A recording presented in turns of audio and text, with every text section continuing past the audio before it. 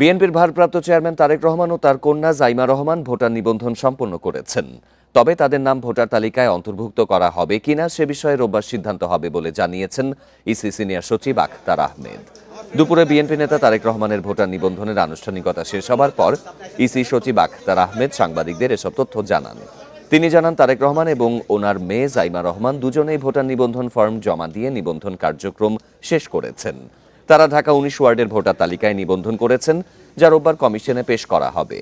কমিশনের সিদ্ধান্তের পরে ভোটার তালিকায় অন্তর্ভুক্তি করা হবে। এদিন দুপুর ১টায় আগারগাঁওয়ে নির্বাচনী প্রশিক্ষণ ইনস্টিটিউট ভবনে গিয়ে আঙুলের ছাপ, আইরিশ আর বায়োমেট্রিক তথ্য দেন বিএনপি নেতা তারেক রহমান।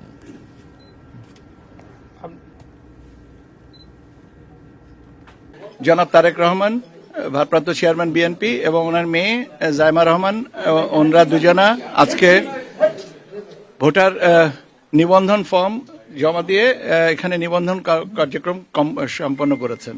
কমিশনে এটা পেশ করা হবে। কমিশনের সিদ্ধান্তের পরে ওনাদেরকে ভোটার তালিকায় অন্তর্ভুক্তি